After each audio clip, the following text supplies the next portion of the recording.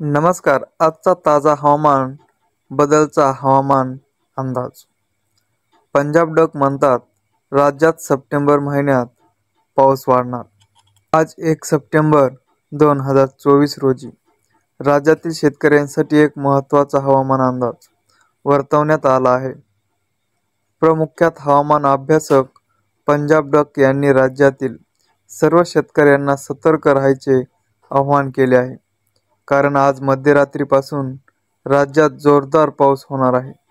राज्यात पावसाची सुरुवात पंजाबराव डक यांच्या अंदाजानुसार आज रात्रीपासून नांदेड, परभणी आणि विदर्भातील भागामध्ये पावसाची सुरुवात होणार आहे. हा पाऊस पुढे सरकत जाईल आणि राज्यातील इतर भागामध्येही पसरला जाईल. शेतकऱ्यांनी हा अंदाज लक्षात ठेवून आपली तयारी करावी. कारण रात्रीच्या वेळी वारा आणि विजांचा कडकडाट यासह पाऊस पडणार आहे. 5 दिवसाचा पावसाचा कालावधी. राज्यात 1 सप्टेंबरपासून 5 सप्टेंबरपर्यंत जोरदार पाऊस पडण्याची शक्यता आहे. पूर्व विदर्भ, पश्चिम विदर्भ, दक्षिण महाराष्ट्र, उत्तर महाराष्ट्र, कोकणपट्टी, खानदेश आणि मराठवाडा या सर्व विभागामध्ये 5 दिवसामध्ये दररोज 2-2 दिवस मुक्काम करत पाऊस पडेल, असा डक यांनी अंदाज व्यक्त केला आहे. जिल्हानिहाय पावसाचे अंदाज. वर्धा, नागपूर, भंडारा, गोंदिया, चंद्रपूर, नांदेड, हिंगोली, लातूर, बीड, धाराशिव, सातारा, सांगली, सोलापूर, कोल्हापूर, पुणे, नगर, नाशिक, मुंबई, नंदुरबार, धुळे, जळगाव, बुलढाणा, छत्रपती संभाजीनगर, अकोला, अमरावती आणि परभणी या जिल्ह्यामध्ये जोरदार पाऊस पडणार आहे. शेतकऱ्यांनी हा अंदाज लक्षात घेऊन आपली तयारी करावी. जायकवाडी धरणाचे पाणी सोडण्याची शक्यता. डक यांनी आणखी एक महत्त्वाचा अंदाज वर्तवला आहे की 5 सप्टेंबरपर्यंत जायकवाडी धरण 100% भरले जाईल आणि त्याचे पाणी सोडावे लागेल. त्यामुळे नदीकाठच्या लोकांनी देखील सतर्क राहावे. आपली पाईपलाईन आणि मोटर काढून ठेवावी. कारण धरण भरल्यावर पाणी सोडले जाईल. हवामान बदलावर लक्ष ठेवावे. शेतकऱ्यांनी आणि नागरिकांनी हवामानाच्या बदलावर लक्ष ठेवावे आणि पंजाबराव डक यांचा हवामान अंदाजानुसार सावधगिरी बाळगावी. जायकवाडी धरणाच्या पाण्यामुळे संभाव्य पूरस्थिती टाळण्यासाठी योग्य खबरदारी घ्यावी. जिल्हानिहाय पावसाचे अंदाज. डक यांच्या अंदाजानुसार लातूर, परभणी, सातारा, हिंगोली, सोलापूर, कोल्हापूर, नगर, जालना, वाशिम, हिंगोली, बुलढाणा, अकोला आणि अमरावती या जिल्ह्यामध्ये जोरदार पाऊस पडणार आहे.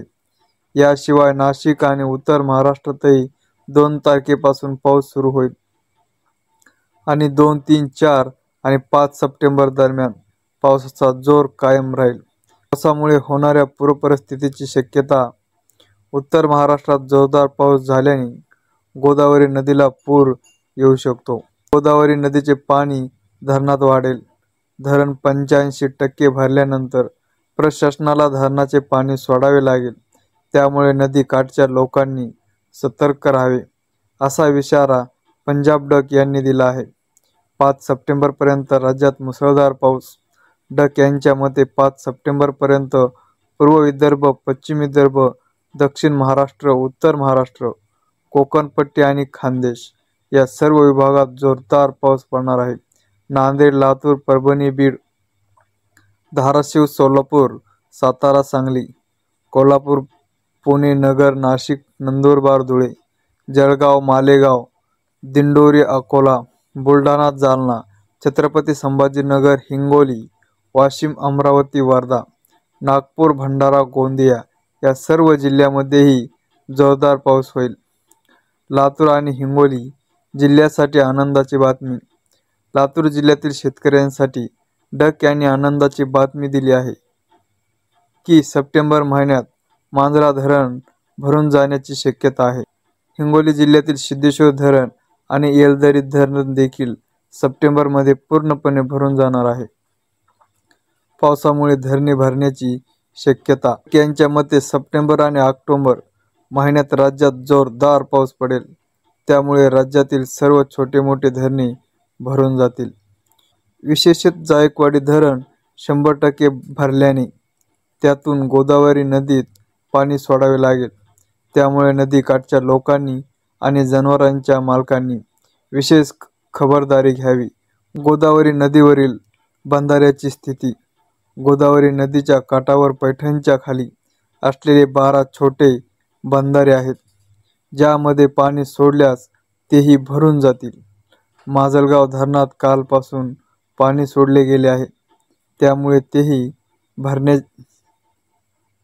तेही भरण्याची शक्यता आहे. त्यामुळे शेतकऱ्यांनी आणि नागरिकांनी सावधगिरी बाळगावी. नाशिक आणि उत्तर महाराष्ट्रात पावसाची तयारी. पंजाबराव डक यांनी नाशिक आणि उत्तर महाराष्ट्रातील शेतकऱ्यांना विशेष सतर्क राहायचे आवाहन केले आहे, कारण या भागात जोरदार पाऊस पडण्याची शक्यता आहे. नाशिकमध्ये 2 सप्टेंबरपासून सुरू होईल आणि त्यानंतर पावसाचा जोर वाढेल. शेतकऱ्यांसाठी महत्त्वाच्या सूचना. डक यांनी सर्व शेतकऱ्यांना आणि नागरिकांना पावसाच्या बदलावर लक्ष ठेवून सावधानगिरी बाळगायचे आवाहन केले आहे. विजा चमकत असताना झाडाखाली थांबू नका, कारण वीज झाडावर पडायची शक्यता अधिक असते.